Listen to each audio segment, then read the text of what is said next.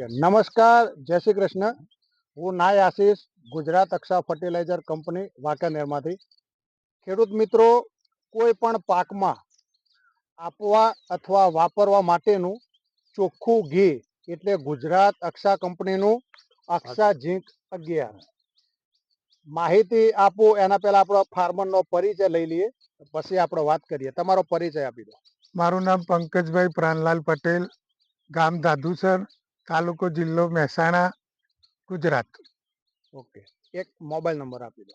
મારો mobile number 99 139 83 5 78. Okay, હવે Gujarat અક્ષા fertiliser કંપનીની કઈ પ્રોડક્ટ તમે વાપરી હતી? ગુજરાત ફર્ટિલાઇઝર કંપનીની અક્ષા 11, અક્ષા ઝીંક 11. અક્ષા ઝીંક 11 ઝીંક મેં વાપરી હતી. કયા કયા પાકમાં વાપર્યું હતું તમે? મેં ઘઉં અને ચણાની અંદર આ ઝીંક વાપરેલું છે. બરાબર. હવે જે ગુજરાત અક્ષાનું ઝીંક 11 તમે વાપર્યું, તો ઘઉંમાં અન્ય ખાતરો કરતા આમાં તમને શું ફેરફાર ને શું સારું લાગ્યું? મેં ઘણી વખત સમાચાર પત્રમાં વાંચેલું છે કે ગુજરાતની, મેં ખાસ કરીને ઉત્તર ગુજરાતની જમીનોની અંદર ઝીંકનું પ્રમાણ ઓછું છે. બરાબર. એટલે જેમ આપણે દાળની અંદર કોઈ દાળ કે શાક બનાવીએ જેમ મીઠાની જરૂર પડે ને, એમ ઝીંકની જરૂર પડે છે. બરાબર. એટલે કોઈ પણ પાકની અંદર આપણે જો ઝીંક વાપરીએ તો 100% એમાં એનું રિઝલ્ટ સારું આવે છે. મેં આ અક્ષા 11 વાપર્યું, એનાથી મારા ઘઉંનો વિકાસ થયો, એનો ગ્રોથ વિકાસ સારો થયો, સાથે સાથે ઊંબીનો પણ વિકાસ થયો અને એમાં દાણા પણ સારા ભરાયા છે. તમે આજે મારો પાક જોશો તો ખબર પડશે કે એમાં ઊંબી પણ મોટી છે અને દાણો પણ ભરાવદાર છે.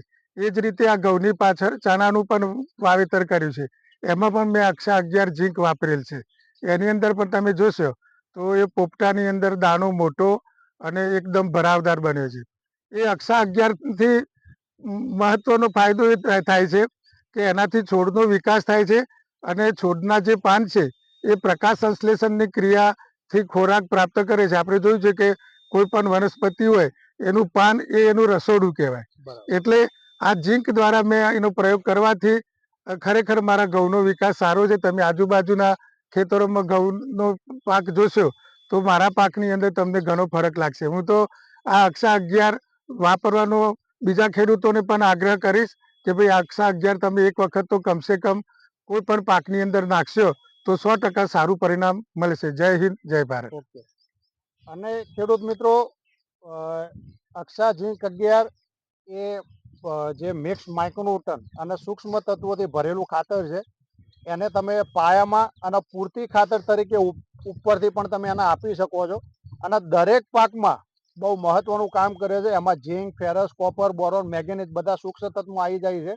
એટલે ફાર્મરની તો વાત તમે સાંભળી, પણ હું પણ ભલામણ કરું છું કે કોઈ પણ નવી સિઝન અથવા કોઈ પણ પાકમાં તમે એના પાયામાં અથવા પૂરતી ખાતર તરીકે તમે અક્ષા ઝીંક 11 વાપરી શકો છો. ધન્યવાદ.